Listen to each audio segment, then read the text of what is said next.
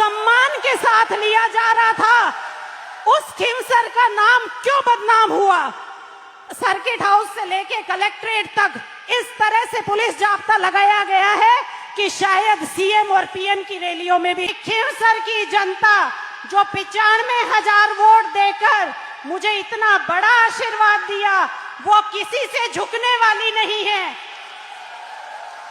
लेकिन आपको आज इस मंच से मैं एक चीज कहना चाहूंगी, आप लोग ये ध्यान रखिएगा कि आज जो सरकार है, हमारी दुश्मन बीजेपी तो है ही है, क्योंकि उन्होंने सरकारी तंत्र का दुरुपयोग किया। लेकिन जो पिछला चुनाव था उसमें कांग्रेस पूरी की पूरी और बीजेपी की गोद में जाकर बैठी थी, इसलिए हम चुनाव हारे थे। और वो कोई हमारी हार नहीं थी, बीजेपी के भी हाथ पैर फूले हुए थे, सरकार का एक एक मंत्री आपके घरों में था। लेकिन आज खिंवसर के कुछ लोग यहाँ जो भी बैठे हैं, हजारों की तादाद में आए होंगे, कुछ लोग अपने घरों पे बैठकर भी सुन रहे होंगे, उन्हें आज इतना अच्छा लग रहा होगा कि चुनाव हार गई हमारी प्रत्याशी, लेकिन आज भी हमारे नेताजी हमारे बीच में हमारी हर आवाज को उठाने के लिए हमारे बीच खड़े हैं। यहाँ के प्रशासन को शायद ऐसा लगा होगा कि चुनाव हार गए हैं तो ये चुप बैठ जाएंगे। कुछ लोग यहाँ पे ब्यूरोक्रेसी के दम पे और बहुत ज्यादा राज करने लग गए थे। आज जो आप सब लोग ये इकट्ठा हुए हैं, नेताजी को जो ताकत देने आए हैं, नेताजी आज अपने लिए लड़ाई नहीं लड़ रहे हैं, हर उस दलित पीड़ित, हर उस नौजवान की लड़ाई है जो बेरोजगार भटक रहा है। आज भी हमने तो, हमारे पूरे परिवार ने नेताजी को आपको सुपुर्द कर रखा है कि आप लोग हमेशा, जिन्होंने नेताजी को इस मुकाम पर पहुंचाया है और जो प्रशासन यहाँ का और जो ये कहने में लगा है और हमारी जनता को आवाज को दबाने में लगा हुआ है, उस प्रशासन को आज आप ये दिखा देंगे कि हम कमजोर नहीं हुए हैं, हम और ज्यादा उभर कर निकले हैं। ये हार हमें और ज्यादा ताकत देगी, हम आने वाले समय में और मजबूत होंगे। और इसका उदाहरण आपने जयपुर की रैली में भी देखा था।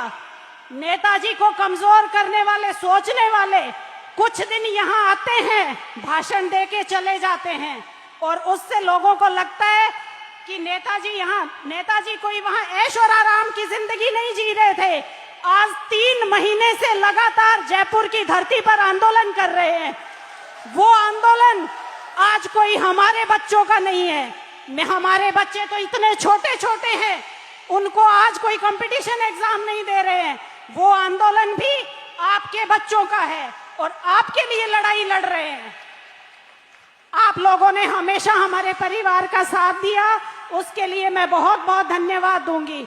कुछ लोग मीडिया पे कुछ बयानबाजी करते हैं कि खिंवसर प्रत्याशी कहाँ गई, मैं यही हूँ। अरे मैं तो घर में ही हूँ। आप लोगों को ये पूछना चाहिए कि अब जो 3 दिन से खिंवसर का नाम अखबार में आ रहा है, वो नाम, जिस खिंवसर का नाम देश में सम्मान के साथ लिया जा रहा था, उस खिंवसर का नाम क्यों बदनाम हुआ? आप लोगों को अपनी ताकत को पहचानना होगा। और आज तो शायद वोट देने वाले भी पछता रहे होंगे कि ये हमने क्या कर दिया।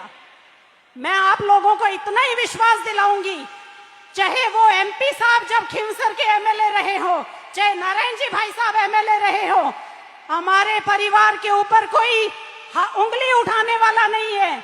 आज के अखबार में मैं पढ़ रही थी, अगर विधायक साहब को इतना पता है तो क्यों प्रेस मीडिया के सामने आके प्रेस कॉन्फ्रेंस क्यों नहीं की? क्योंकि आप लोगों को भी पता है कि वो बोल नहीं पाएंगे। नारायण जी भाई साहब ने उनका बहुत अच्छे से जवाब दिया, आज आप लोगों ने सबने पढ़ा होगा, लेकिन वो प्रेस के सामने आके ये बात नहीं बोल सकते, क्योंकि जो सवाल पूछा जाएगा उसका जवाब बिना सरकार से पूछे वो नहीं दे सकते।